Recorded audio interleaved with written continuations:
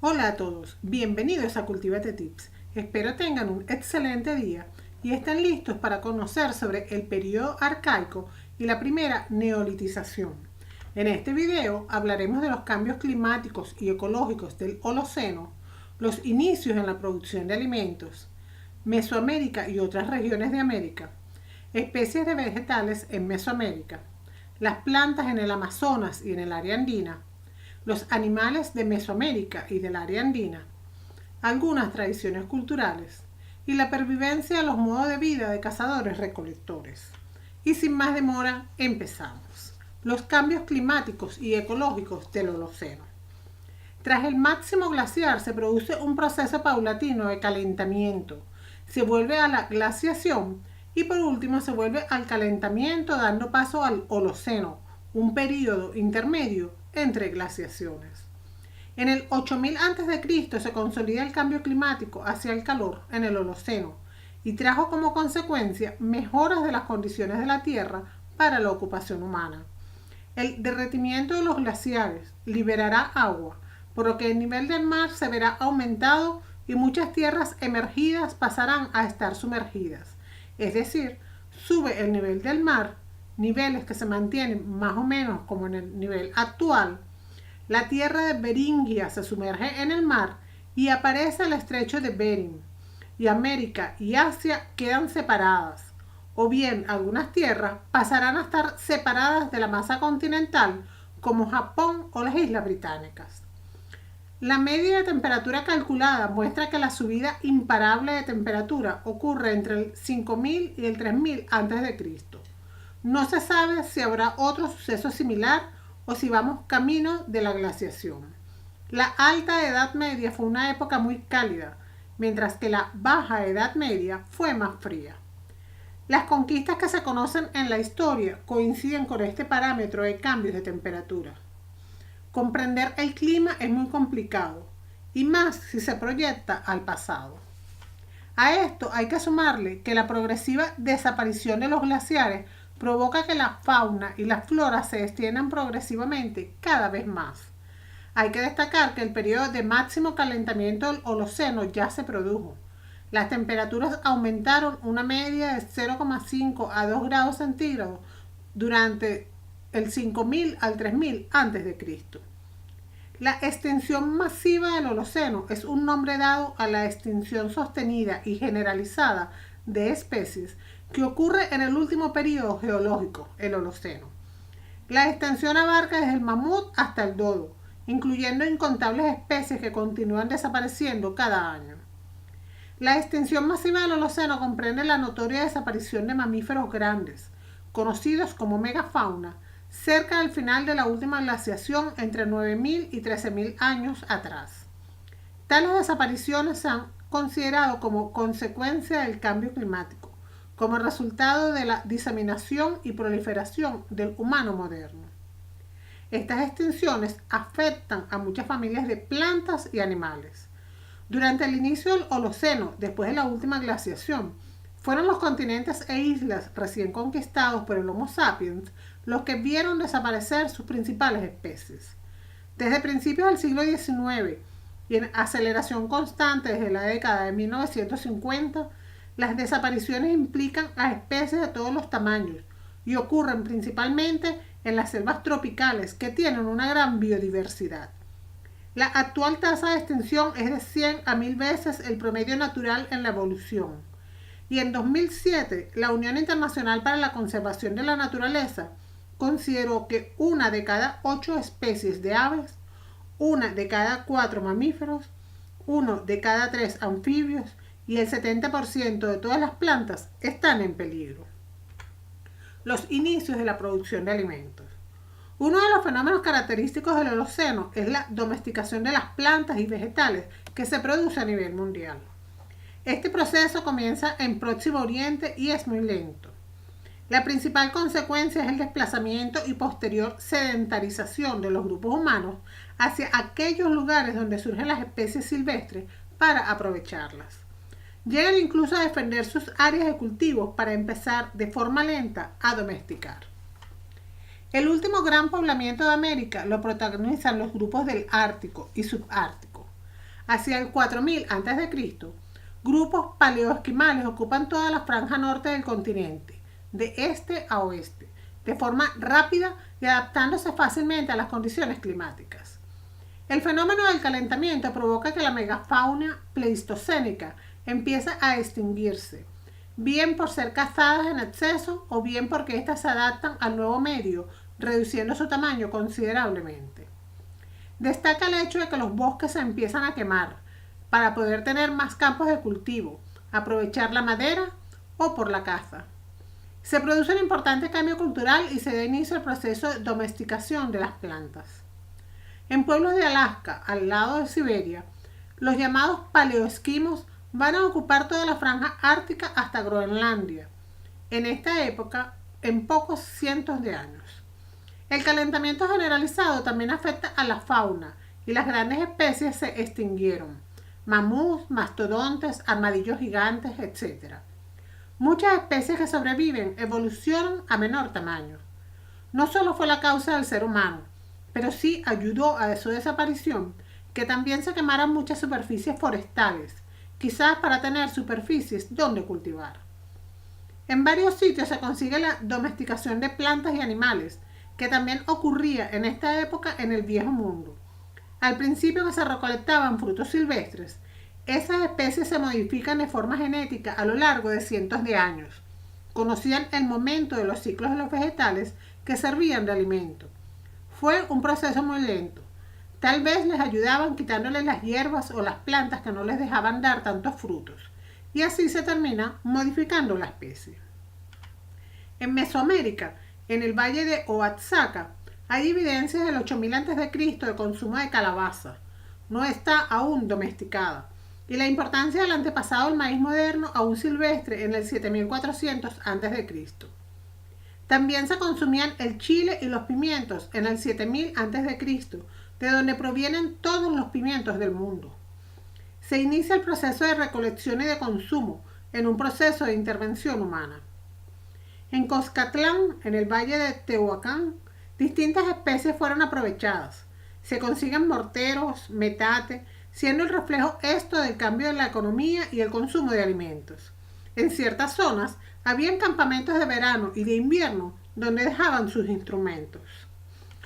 En el valle de Tehuacán se halló una importante estratigrafía de objetos como puntas de proyectil, cerámica y demás, que pertenecían a distintas épocas y grupos, que nos permite una detallada evolución tecnológica. En esta zona se asentaron campamentos de verano o de invierno, que se desplazaban hacia otros lugares según la época. Hay evidencia del maíz silvestre. En Cihuatusta, Guerrero, se hallaron en los abrigos evidencias de piedras usadas para moler o machacar el alimento, que al analizarlo dieron importantes detalles del proceso de domesticación del maíz, pues se encontraron filocitos de curcubita del 7600 a.C. y restos del almidón de maíz, que seguía siendo silvestre pero con evidencias de domesticación que databa del 6700 a.C. Eso evidencia una homogenización de las especies domesticadas, aunque los grupos la domesticaban de forma individual. Se produce además un cambio en la cultura material y en el hábitat con el surgimiento de las aldeas. En América, los focos de neolitización se hallan en Mesoamérica, en la región andina, en el área del Orinoco Amazonas y la zona sureste de América del Norte, con el girasol. Hay que tener en cuenta que la domesticación la realizan los diversos grupos y tribus, por lo que el proceso es muy disperso, más lento o rápido según el área. No todos experimentan con las mismas especies ni de las mismas formas, pero estos diversos procesos darán lugar a los agricultores sedentarios en varios cientos de años. Parece que las fechas más antiguas provienen de Cihuatostla, donde hay piedras planas que utilizaron para moler, presencia de fitolitos de calabaza hacia el 7600 a.C. y hacia el 6700 a.C. almidón de maíz que ya no sería tan silvestre. Serían los primeros en el proceso de la domesticación.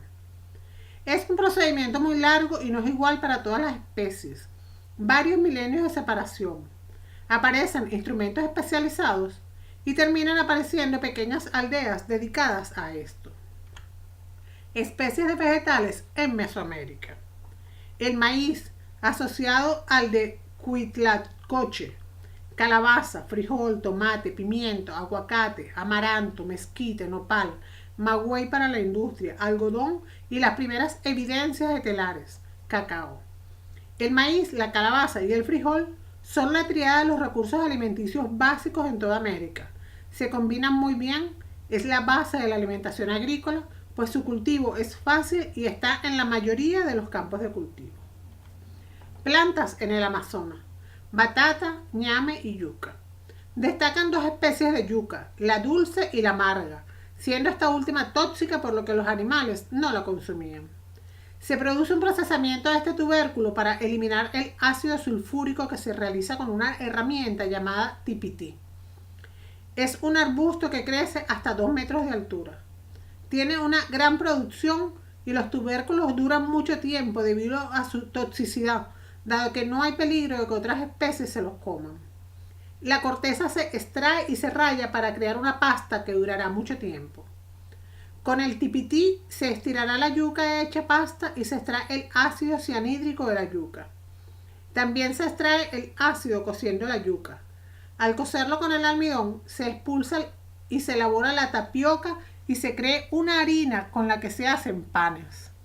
Con la yuca también es posible elaborar bebidas alcohólicas. Plantas en el área andina.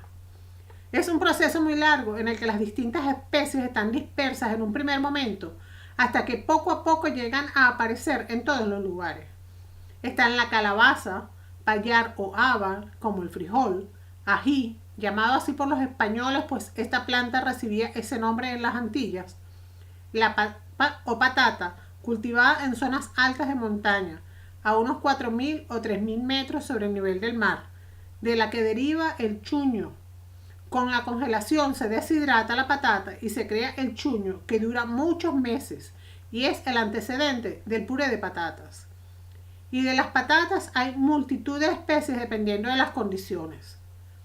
También está la quinoa, cañúa, chucha, tarwi, cacahuete, coca, que sirve para vivir en grandes altitudes y soportar grandes esfuerzos físicos, y algodón.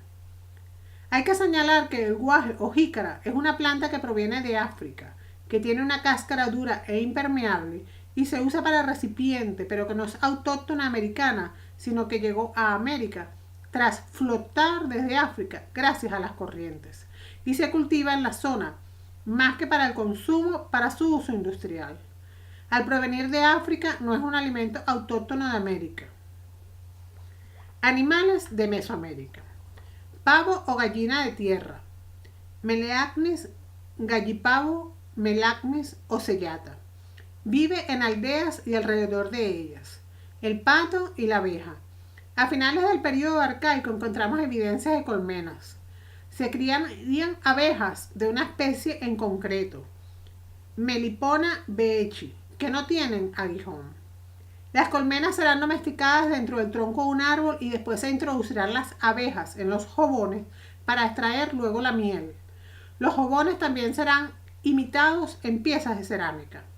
No se encuentran animales de tiro. Animales en el área andina. La llama, la alpaca y el cuy o conejillo de Indias. La llama y la alpaca vienen de otras especies modificadas. Se crían en grandes rebaños y pastorean. Se encuentran en altura y es posible utilizarlas en zonas muy altas. No sirve para transportar humanos durante mucho tiempo, pero sí pueden cargar con unos 50 kilos de peso.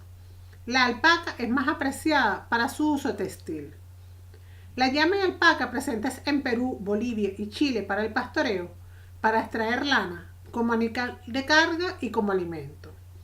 El uso de su lana son evidencias de la actividad textil con la domesticación de algodón y lana. La forma de entender la agricultura es completamente distinta a como sucede en otros lugares y no se practica la ganadería. Las zonas costeras son ricas en recursos marinos, aunque estos no están domesticados. Existe cierta sedentarización de los pueblos en zonas costeras para aprovechar estos recursos, como el salmón y algunos mamíferos marinos, cuya pesca es muy próspera en ciertos momentos del año. En cuanto a la vegetación submarina, destaca el bosque de kelp, muy rico en algas que atraen a otros peces. Destacan también los concheros, que son montañas ratificales de unos 15 o 20 metros de altura, creadas a partir de la superposición constante de las conchas de crustáceos. Su gran tamaño permite levantar casas sobre sus residuos. Esta zona se da desde el Ártico hasta la Patagonia, menos en la zona ecuatorial. Algunas tradiciones culturales. La tradición chinchorro. Es una tradición cultural de la zona costera de Sudamérica, desarrollada entre el 7500 y 7000 a.C. hasta el 2500 a.C. Se trata de pequeños grupos o aldeas de pescadores que se extienden desde el sur de Perú hasta Antofagasta, en Chile, por el sur, estableciéndose su núcleo en la actual ciudad de Arica y el Valle de Camarones. Destaca entre otros grupos de cazadores-recolectores tempranos por sus excepcionales ritos funerarios, siendo los primeros a nivel mundial en momificar artificialmente a sus muertos. El desarrollo artístico chinchorro quedó plasmado casi exclusivamente en el delicado ajuar de las momias y en cierto sentido en el elaborado tratamiento que recibían los difuntos.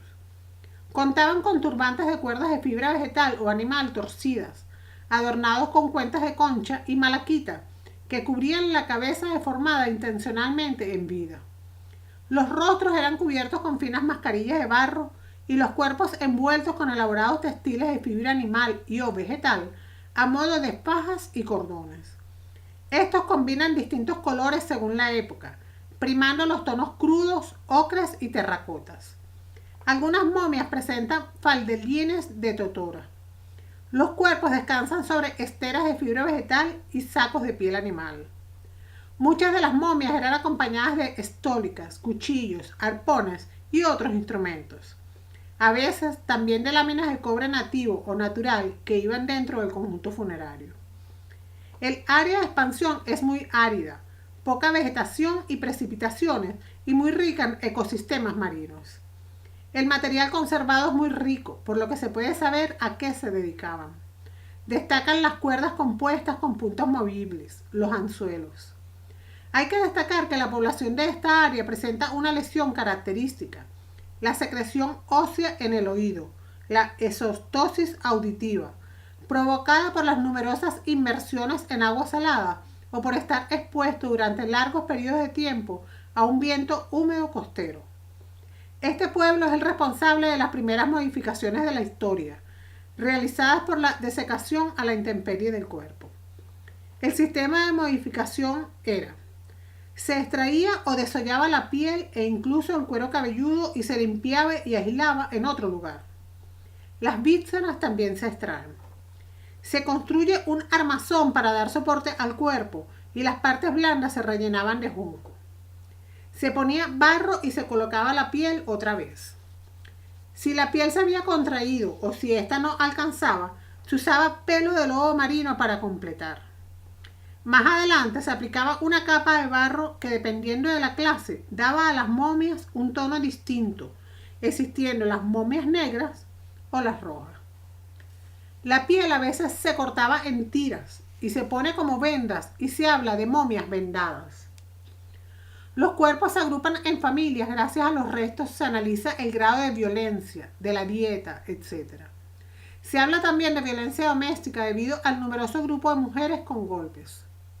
También los grupos presentaban flechas clavadas y es evidencia de enfrentamientos. Barro negro. Momias negras.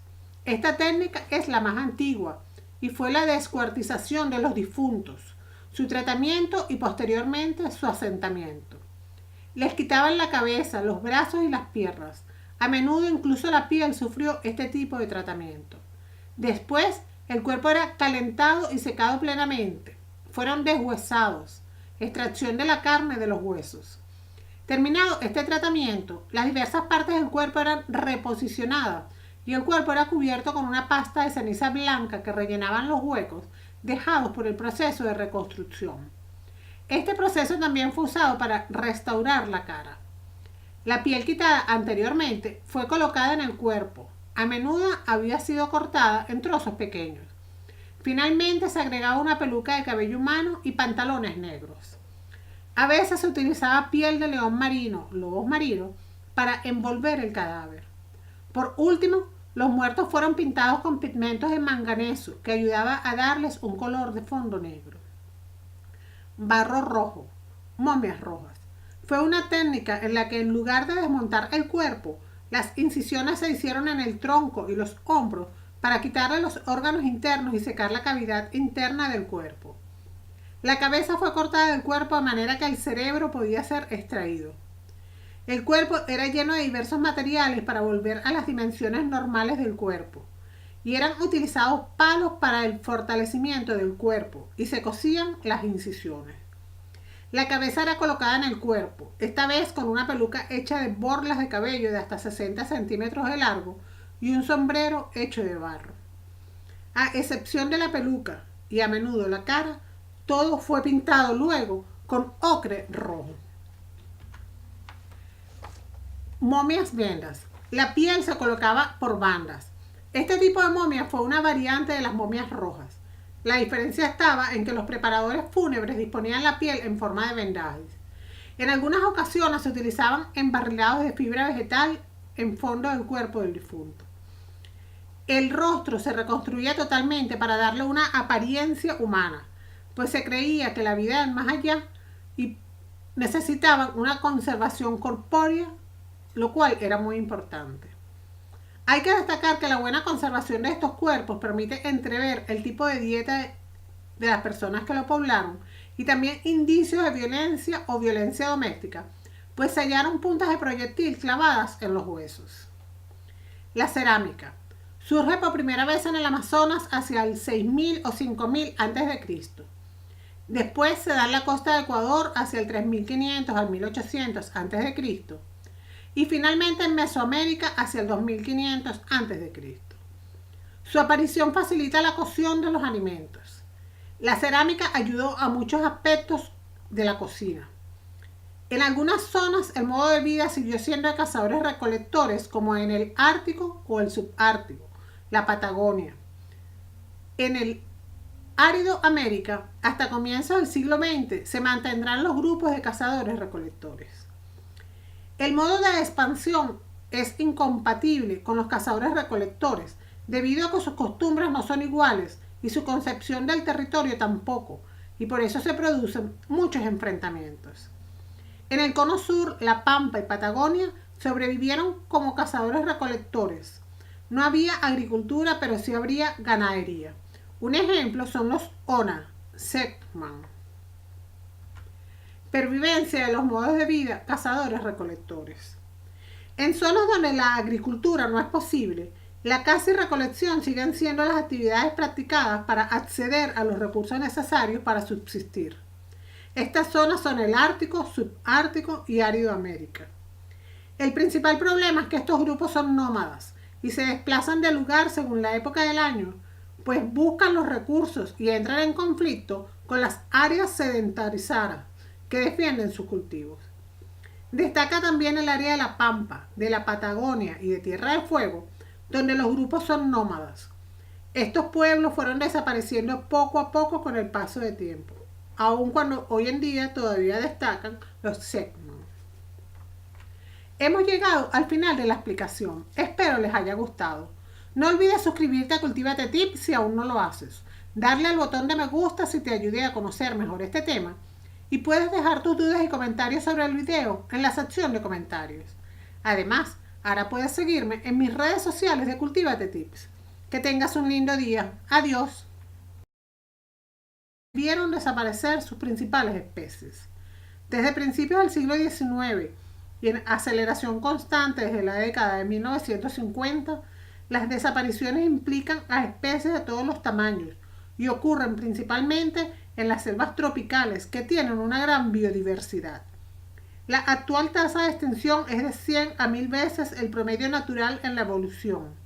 Y en 2007, la Unión Internacional para la Conservación de la Naturaleza consideró que 1 de cada 8 especies de aves, 1 de cada 4 mamíferos, 1 de cada 3 anfibios y el 70% de todas las plantas están en peligro. Los inicios de la producción de alimentos. Uno de los fenómenos característicos del Holoceno es la domesticación de las plantas y vegetales que se produce a nivel mundial. Este proceso comienza entre el 5000 y el 3000 a.C. No se sabe si habrá otro suceso similar o si vamos camino de la glaciación. La Alta Edad Media fue una época muy cálida, mientras que la Baja Edad Media fue más fría. Las conquistas que se conocen en la historia coinciden con este parámetro de cambios de temperatura. Comprender el clima es muy complicado, y más si se proyecta al pasado. A esto hay que sumarle que la progresiva desaparición de los glaciares provoca que la fauna y la flora se extiendan progresivamente cada vez más. Hay que destacar que el periodo de máximo calentamiento del Holoceno ya se produjo.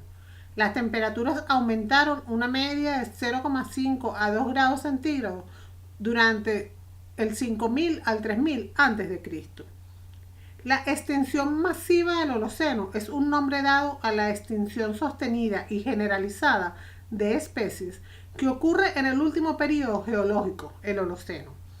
La extensión abarca desde el mamut hasta el dodo, incluyendo incontables especies que continúan desapareciendo cada año. La extinción masiva del Holoceno comprende la notoria desaparición de mamíferos grandes, conocidos como megafauna, cerca del final de la última glaciación entre 9000 y 13000 años atrás. Tales desapariciones se han considerado como consecuencia del cambio climático, como resultado de la diseminación y proliferación del humano moderno. Estas extinciones afectan a muchas familias de plantas y animales. Durante el inicio del Holoceno, después de la última glaciación, fueron los continentes e islas recién conquistados por el Homo sapiens los que Holoceno, un periodo intermedio entre glaciaciones. En el 8000 a.C. se consolida el cambio climático hacia el calor en el Holoceno y trajo como consecuencia mejoras de las condiciones de la Tierra para la ocupación humana. El derretimiento de los glaciares liberará agua, por lo que el nivel del mar se verá aumentado y muchas tierras emergidas pasarán a estar sumergidas. Es decir, sube el nivel del mar, niveles que se mantienen más o menos como en el nivel actual. La tierra de Beringia se sumerge en el mar y aparece el estrecho de Bering, y América y Asia quedan separadas, o bien algunas tierras pasarán a estar separadas de la masa continental, como Japón o las Islas Británicas. La media de temperatura calculada muestra que la subida imparable de temperatura ocurre. Hola a todos, bienvenidos a Cultivate Tips. Espero tengan un excelente día y estén listos para conocer sobre el periodo arcaico y la primera neolitización. En este video hablaremos de los cambios climáticos y ecológicos del Holoceno, los inicios en la producción de alimentos, Mesoamérica y otras regiones de América, especies de vegetales en Mesoamérica, las plantas en el Amazonas y en el área andina, los animales de Mesoamérica y del área andina, algunas tradiciones culturales y la pervivencia de los modos de vida de cazadores-recolectores. Y sin más demora, empezamos. Los cambios climáticos y ecológicos del Holoceno. Tras el máximo glaciar se produce un proceso paulatino de calentamiento, se vuelve a la glaciación y por último se vuelve al calentamiento dando paso al Holoceno.